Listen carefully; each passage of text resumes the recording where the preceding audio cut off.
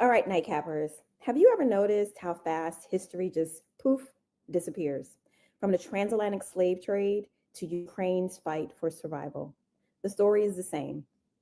When memory is erased, freedom is the first casualty.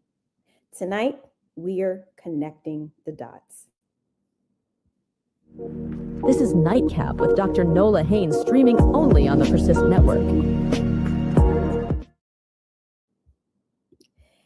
Hey, Nightcappers, welcome back. We are streaming only on the Persist network. It's Tuesday, August 26, 2025. I'm your host, Dr. Nola Haynes, your favorite political scientist. Tonight, we're keeping it real, keeping it global, and keeping it cute. But don't get it twisted. The stakes are serious. So grab your glass, clink, clink, clink, clink, clink, silence the group chat, and let's get into this late night convo. This is NightCap. And if you're catching us on YouTube, hit subscribe and ring that bell. Cheers.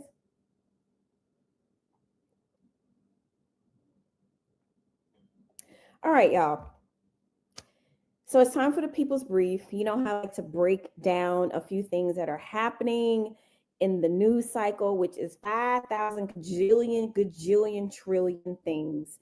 But as I mentioned tonight, we are connecting the dots. So two things happened last week that mean a great deal to me for very similar reasons. So it kind of went largely unnoticed, but on August 23rd, it was the International Day for the Remembrance of the Slave Trade and its abolition, which was designated by the United Nations Educational, Scientific, and Cultural Organization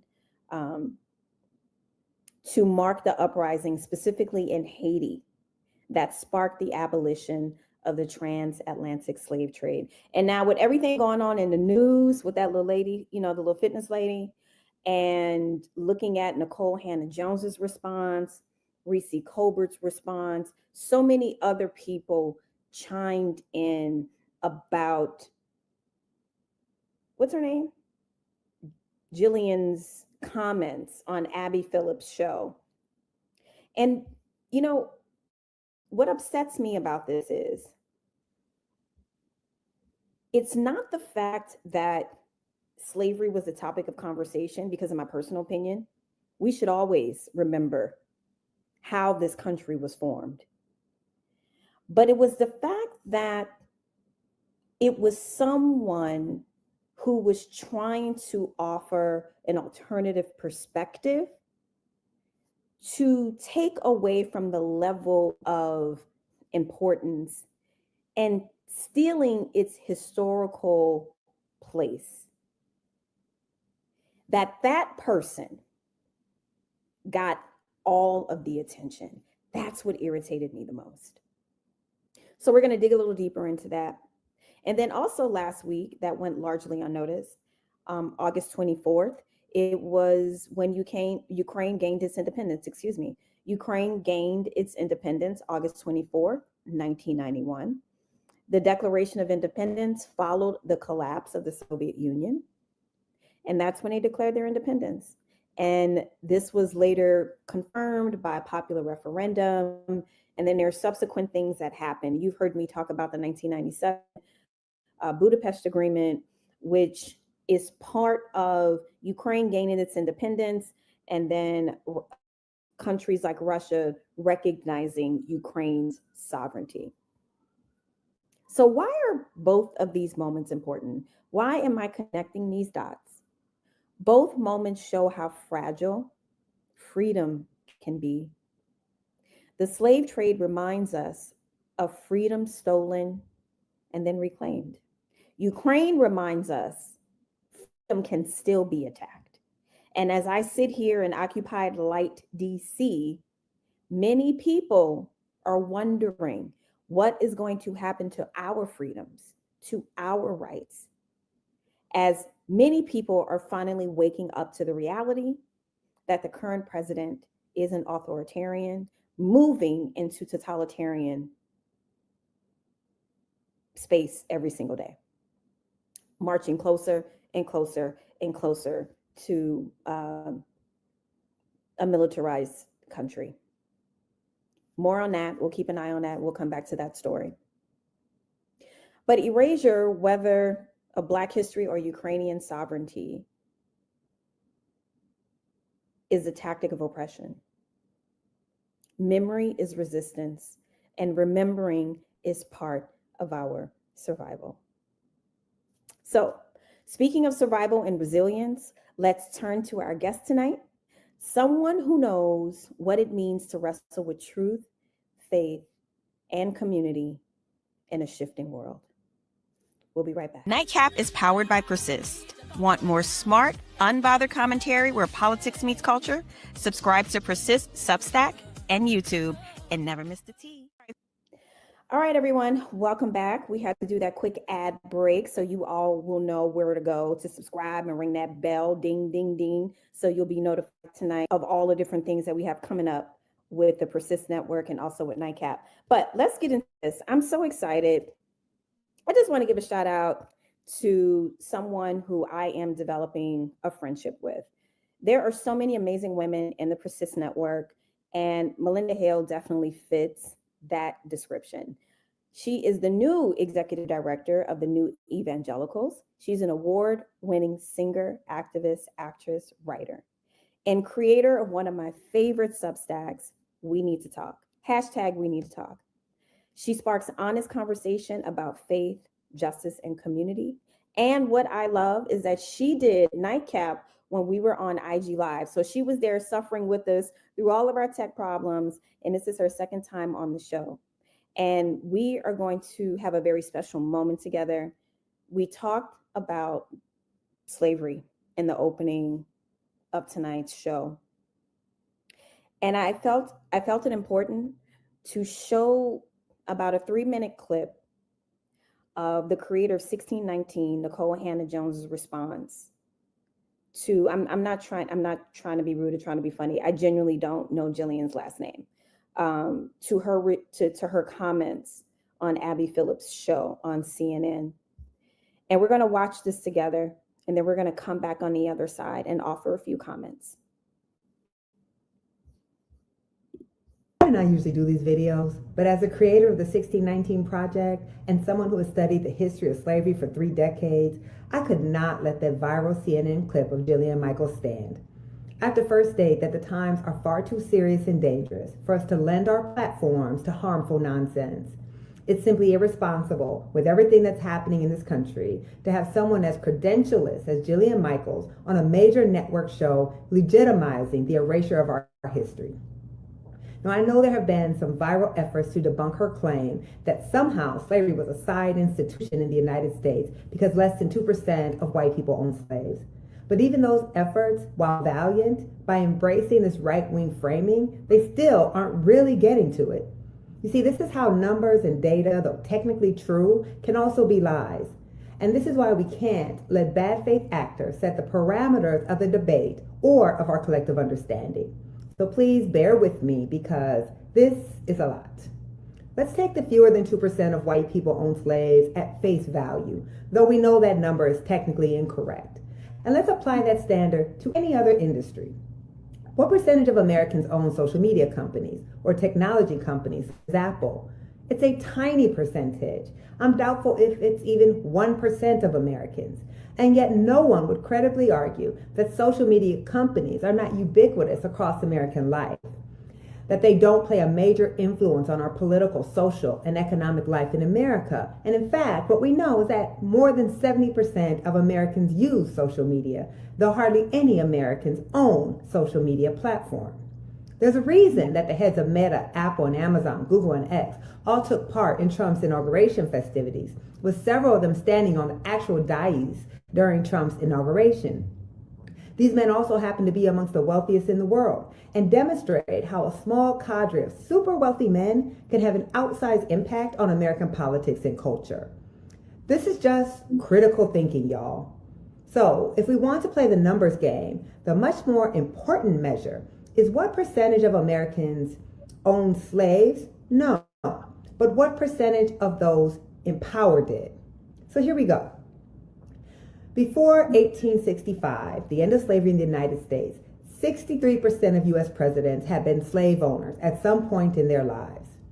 More than 1,800 members of Congress owned slaves, meaning between 1789 and 1819, more than half of the men elected to Congress each session were slave owners.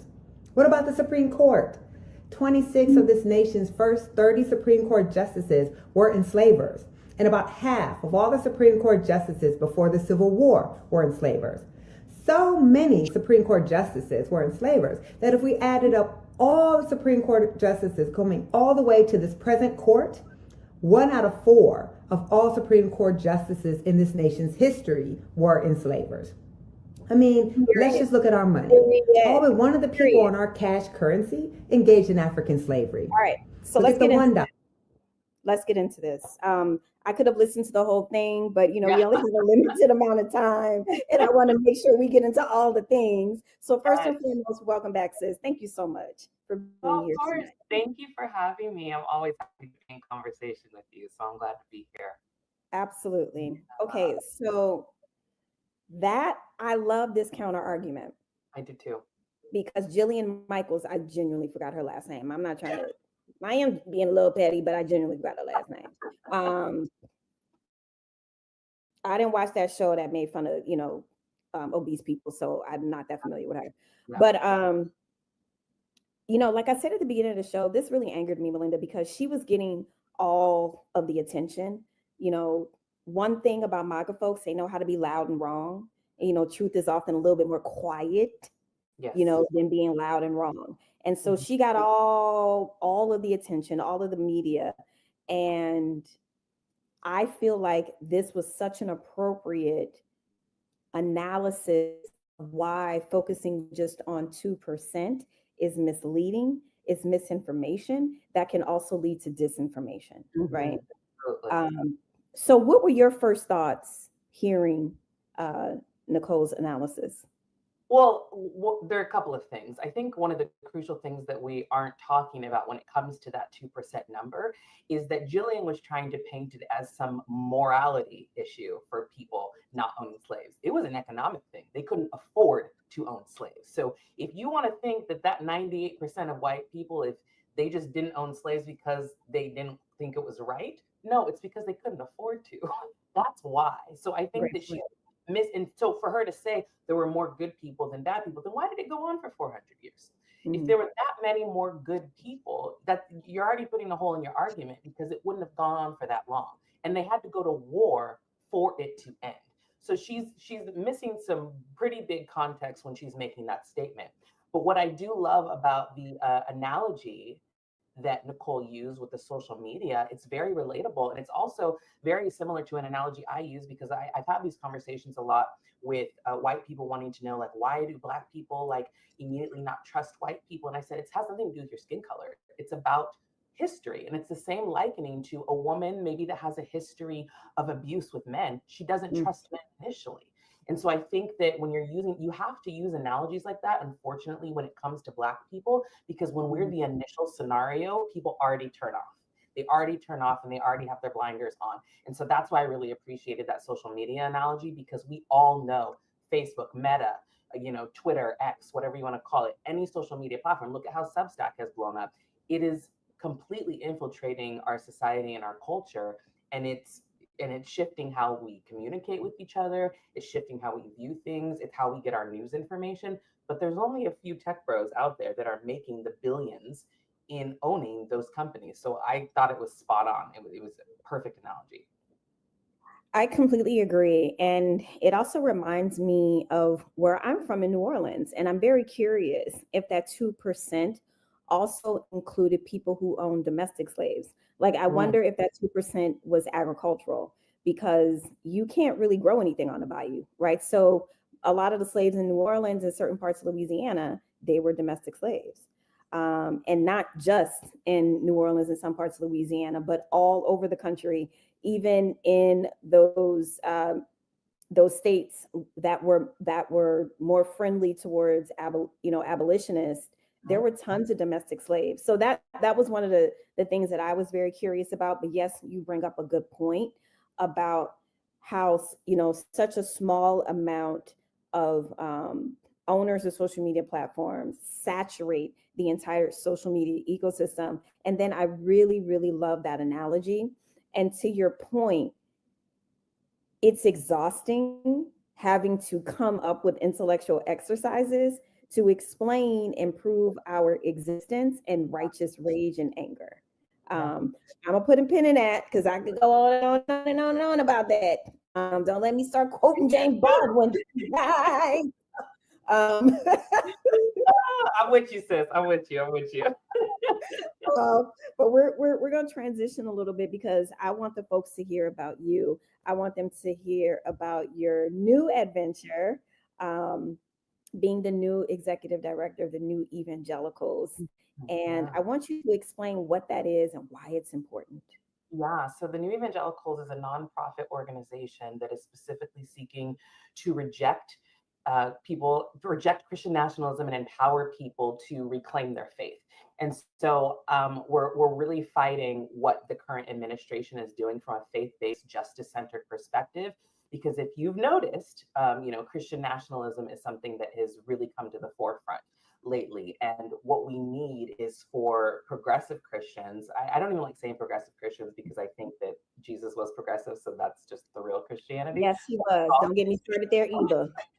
That's another conversation. But for the purposes of this conversation, we'll say progressive Christians to really come to the forefront, reclaim that faith, and show people what a better way forward is, and how people are using Christian nationalism to control women, to control policy, to control laws, to infiltrate their religious freedom, but it's really just for their version of Christianity. So I'm really honored that I get to lead this movement and lead this organization for a few reasons. One, a lot of the people that found TNE came from the deconstruction space, which is people that left conservative Christianity, started to ask questions, and then realized everything that they had learned was wrong. So they're, healing from religious trauma. I never went through that. I grew up a progressive Christian. I grew up very liberal. So I have always been very Jesus-centered in everything that I do. And it's really beautiful to be in this position, not just as a progressive Christian, but as a Black woman, because I think our approach to justice and equity and equality and all of those things is very different, because we kind of approach things from an observer lens. When you are the demographic that is historically left out of conversations, and you are kind of always looking in from the outside, you have a different perspective and a different view than most people do. And so combining those experiences in my life, not coming from a place of trauma, not coming from a place of spiritual abuse, coming from a place of love and empathy, and really just Jesus-centered. My faith informs everything that I do. We're really trying to fight what is happening in this country right now, because despite what people think, America is not a Christian nation. You are supposed to be able to practice whatever religion you want and practice it freely. And they are trying to change that with posting the 10 commandments in classrooms, with requiring Bible classes in public schools. I am a Christian, but I have never wanted to force my beliefs onto anybody. I'm a Christian because it works for me. If being a Buddhist works for you, great. If being Jewish works for you, great. Whatever the case may be, just be a good person. Just act with kindness and love. And so that's what we're really trying to push. And we're trying to build this community and build a way forward and show people this is the way, and this is how Christians are supposed to be. So I'm really excited about the work that we're doing. I love it. I have a comment and then I have a follow-up question. So a lot of NightCappers may not know, because this isn't something that I talk about a great deal, because I personally believe that, your faith is your business. I'm on the side of the debate of should religion and faith be in a public sphere or the private sphere. I'm definitely private sphere. Your faith is your business, right? But, if you know anything about me, you can read on my bio, what is that Masters of Divinity? What does that mean? So when I was an assistant chaplain, when I was at the Divinity School of an Interfaith Center at Suffolk University, this was actually right after the Boston bombings. And I will never forget young Muslim girls contemplating they should take public transportation to campus wearing their hijab. I remember having to console and counsel young college kids from every single denomination. I'm something that's called born into Catholic. I'm Catholic. I was raised Roman Catholic, but pivoted definitely more towards Jesuit understandings of Catholicism as I got older. And so there's a level of trauma that I absolutely understand with being a Catholic that's more rooted in how the institution handled things like children being molested. So I understand that trauma, right? Yeah. And I understand how important it is, how even more important faith becomes when you are traumatized. So I am so happy that you all are doing this work. Thank you. But I like the fact that you leaned into the interfaith lens and the foundationing of this country. It burns my soul to see the way in which religion and politics are commingling in such an obscene way. Yeah. Things that the Secretary of Defense has said has no place in politics and running an institution like the Department of Defense, which they actually want to change the name. I heard on the streets to Department of War. Anyway, but I can let me stop rambling. Here's my question. For some people, especially non-Christians or Christians that are different types of Christians from Protestants, Baptists specifically, this word evangelical can come with a negative connotation. Absolutely. Can you speak to that a little bit? Yeah, I mean, it definitely has a negative connotation when you look and see what evangelicals have done historically and what it's meant and how they use their theology to weaponize and cause harm. And I think the reason that Tim Whitaker, who's the founder of New Evangelicals, named it that is because he wants to reclaim it and change it and make it about something good. I mean, I'm all about reclaiming things and changing them and making them for good. And again, I don't believe there should be a correlation between faith and politics. But I will say, if you're going to use your religion to be what guides you in your politics, why wouldn't you use it for good? And that's what I've never understood about so many people in this administration that claim to be a Christian that are supposed to know what Jesus did. Like, read the red words. The man went out, helped people, and loved people, and was trying to teach people how, there was so much moral clarity in all that he did. And to see what has been happening with people who call themselves evangelicals, who call themselves Christians, we're trying to reclaim that. We're trying to reclaim that faith, reclaim that word, and show, no, that's not what being a Christian is. This is what being a Christian is. This is what following Jesus is. And so I think it's very easy to walk away. And I don't blame people that have. I don't blame them whatsoever. And I would never try to bring them back when they've been harmed. But I'm stubborn. And I'm not going to let them take that label away from me and continue to turn it into something bad. So I'm going to fight till the end if I have to, just to reclaim that and show, no, this is what we're supposed to do. This is how we're supposed to show it. Exactly, because Christians are supposed to evangelicalize, right? And that is what Christians are supposed to do. They're supposed to go out and spread the good news, the gospel. But, it's been weaponized in such a way that one group of a particular type of Christianity has co-opted it to make it seem something, first of all, that only white folks can participate in. So that's right. Like that's another part of it.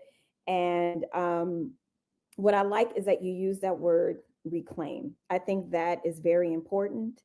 And as a political scientist, church and state, there a couple years ago, because there's been slow marching up to where we are right now.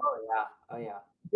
There was a policy, I can't remember it, and I wish I would have thought about it before the show because we could have brought it up and I could have spoke more in depth about it. There was a policy or a law, something happened to where church and state got mangled or the separation, something happened. I'm going to do my research, do a deeper dive there, because all of this did not just happen overnight. No, right? Not at all. And we can go all the way back to the 60s and the 50s and each decade to explain how we got here. But I'm really happy that you were doing this work. I think is very important. And kudos to the organization for trusting and believing in a Black woman to run this organization in a time where we are being targeted, in a time where we are not being supported, in a time where we are losing jobs left, right, and center, and people are not hiring us. So honestly, just that in and of itself, I'm gonna rock with the new evangelicals. I love it. I love it. But I want to transition into one of the things that we talked about this before. I love how you write and how you communicate. You have this beautiful, nuanced, people first way of communicating where you're really trying to understand things. Like the other night on Threads, you had asked my good folks a question. I'm like, girl, but you were the person to do it. So you were like, I'm not me, couldn't be me. That's so funny. Oh my gosh. I just had a friend, I had a phone call with a friend earlier about this, but let's talk about your kind of humanity first approach. And then also kind of like, let's segue into we need to talk, because the two are definitely linked. So let's talk about this human first approach. I mean, I just think it's so easy to lose your humanity in a divided world, right? It's easy to get angry. It's easy to fight. You got two thumbs and a phone, like you can say whatever you want, and there may not really ever be a consequence for anybody, right? I just think that when you start to become the thing that you're fighting against, then you lose all credibility. And I've made a personal vow that I just want to put people first. And even the tagline for my Substack, We Need to Talk, it's everything begins with a conversation. Everything. Yep. Doesn't matter what it is. I mean, it could be something as simple as, what are we going to have for dinner? Well, let's talk about it, right? Or it's, how are we going to change the world? Let's have a conversation about it. And so I've always viewed humans as deeply complex and simple at the same time. I think when I say simple, it's, we all want love. We all want to be able to provide for ourselves, for our families. We all want to be able to afford things. We all want friendship and companionship. I think these are basic things that humans all want. And I think if we can start there, then we can start expanding the thread of we may not agree on how to get to certain things, but what do we agree on? And so I'm always willing to ask MAGA questions, because I do want to understand their psyche. I do want to understand how they got to where they are. Now, again, I will say there are some people that are just blatantly racist. And there's nothing that I could do to ever reach them or get them to change their perspective of me. I'm not worried about them. But there are people that I've noticed in conversations that I've had that are Trump voters that claim to be MAGA. When you really, pull back the veil, you're like, oh, you just really thought this was the best option for you based on the information that was given to you. And I think people also don't understand, going back to that social media conversation, that analogy, how much is controlled, how much we see is controlled. And that's why I'm so pro conversation, so pro face to face, so pro get off of social media and talk to people, have a Zoom, have a FaceTime, whatever, because you will discover things that you don't see on social media whatsoever. I said this the other day. I said, I watch Fox News all the time. I watch it all the time because I want to know what they're seeing. And I'm here to tell you, they are not seeing what we see. Oh no, they're not. 1000%. I They're used to go to not the VA. I used to go to the VA all the time with my mama, and they have Fox News on all the time. I'm like, They don't know. Keep them in the dark. And it's purposeful. It's purposeful. So I do try to extend grace in that way, that I'm like, oh, you're being kept from information on purpose. Let's have a conversation. Let's talk. What do you think you know? Type situation. And I've been successful a few times. I've been very unsuccessful more times than I care to admit. But I'm the type of person that will always try. And I think at the end of the day, I just want to push anybody to be the best version of themselves and learn to communicate and remember that we are all humans and life is just really hard for everybody and you never know what other people are going through. And so I really do try to approach every conversation I have in that way. I have snapped back before because again, I'm still human, but I try my best to approach every conversation with grace. I do. I love that so much. And, as much as I'm kidding around, in my work, I literally have to talk to everyone. And it depends on which me is showing up that day. Um, is it the former assistant chaplain?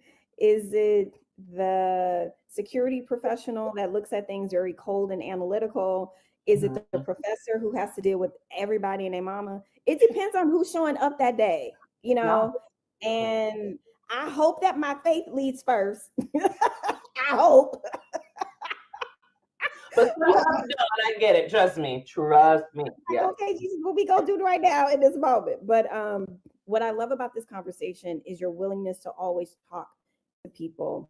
And I talk to the most people, believe it or not, in the airport. You run into everybody and their mama at the airport. And I've had the most fascinating conversations with MAGA folks, but then they will always pivot and somehow justify their very harmful things that they believe in. And that's when that person who might align with D.L. Hughley's point of view about this shows up. You know what I'm saying? Because I'm like, okay, so you did vote intentionally knowing this would harm other people, because I was sitting here trying to give you the benefit of the doubt, but here you go. You know what I mean? So I can talk to you all day long. I am getting messages from my team. Wrap it up. We have got to come back on. We have got to finish this conversation. But before you go, tell everybody how they can find you on social media. Absolutely. So Instagram and Threads is just at Malynda Hale, and my Substack is malindahale.substack.com, or you can just do hashtag we need to talk and it will show up. Please subscribe. I write a lot about the heart and humanity and all of those things. So if you're into having deep conversations and critical thinking, please subscribe to my Substack. Yes, subscribe to that We Need to Talk Substack. Thank you, sis. I will see you again. Play Faith in 5. Thank you. Okay. Play Faith in 5.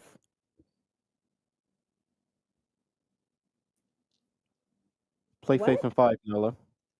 Faith in 5? Yeah, the game. The C block. Oh my gosh, I completely forgot. I thought you were telling me to wrap up the whole show. No, we said move on to C block. Okay. We're keeping this in. Move on to C block. We're keeping this in. Okay, my bad. All right. So one of the things that we do on the show is we like to curate games for different people. And so the game that we curated for you is called Faith in 5. Okay. And it's a little rapid fire, Faith in 5. We ask 5 questions and then you give 5 quick answers, whatever comes to you. Oh no. Oh no. I played the Suzanne Lab girl. We had a good old time. Suzanne. Oh my God. Okay, I'm worried. There's not like Bible questions because I'm not a Bible head. Please don't. It's not theology class, I promise. Okay, good. Because I will fail. And I went to Christian college and I did not like Bible class. So please, okay, let's look.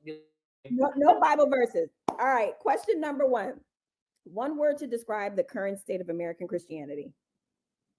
I can't say one word, but I'm going to say 2. Hot mess. Great answer. Number 2, a hymn, gospel, or worship song that never leaves your playlist. His Eyes on the Sparrow. Number 3, if Jesus had a Substack, what would the title be? I didn't say that.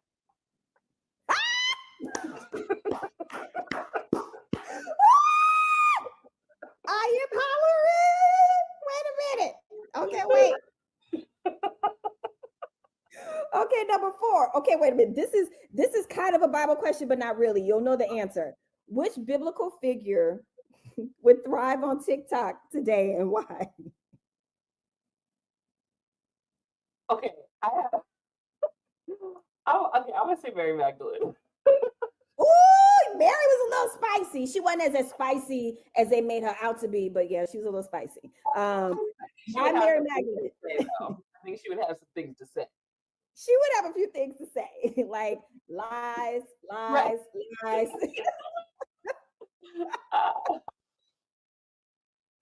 All right. Number 5. Finish the sentence. The future of faith is Hopeful. Oh, that is such a beautiful, beautiful way. That is wonderful. That I enjoy playing that. Thank you so much for my team reminding me in the background to play faith in 5. That was amazing. And I'm going to say goodbye again. Is it safe to say goodbye now? Like, that was wonderful.